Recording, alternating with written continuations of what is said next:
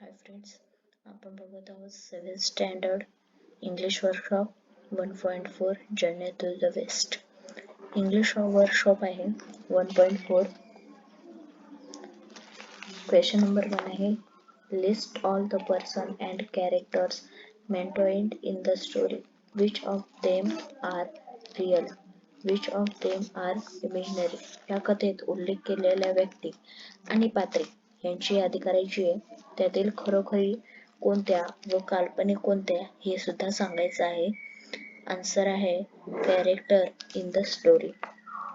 पहिला आहे युआंग चवांग is a real character आहे. दुसरा आहे ग्वेजनरी डिटिंग, इमेजनरी एक काल्पनिक आहे. तिसरं Sun Wukong or Monkey King, imaginary. 4 Zhou Wuji or पीसी, इमेजनरी आहे.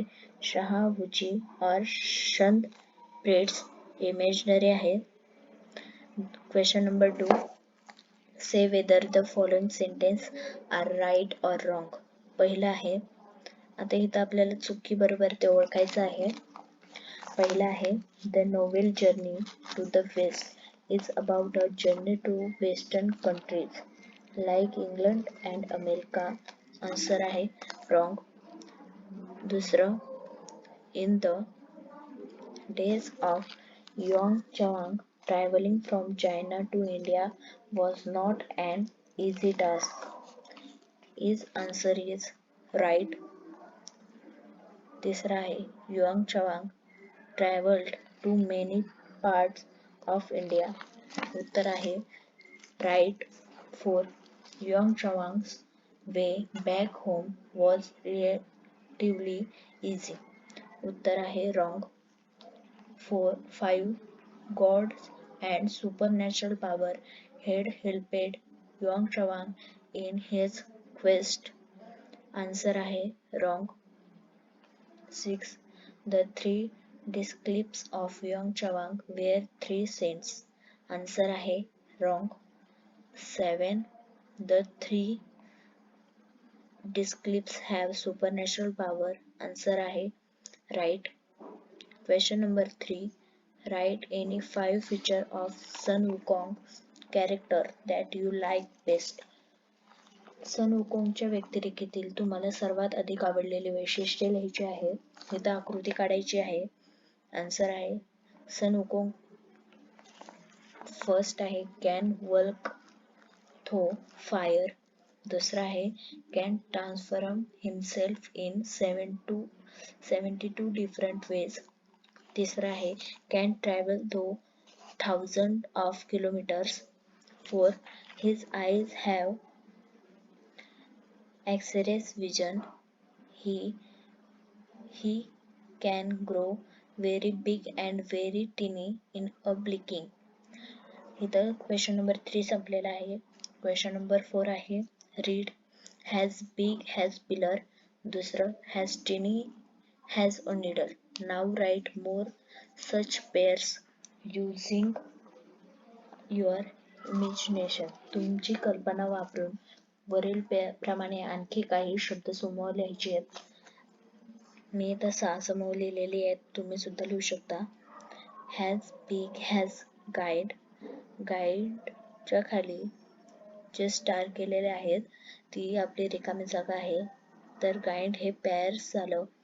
दुसरं has tiny has a rain drop, drop हे पण पेअर झालं.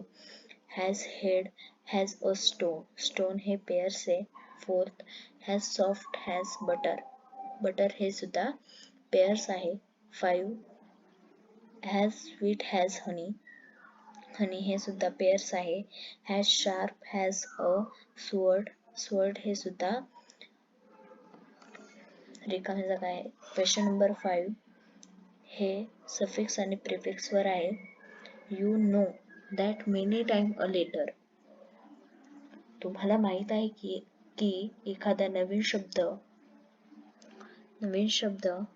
or group of letter is added before or after a word to make new words.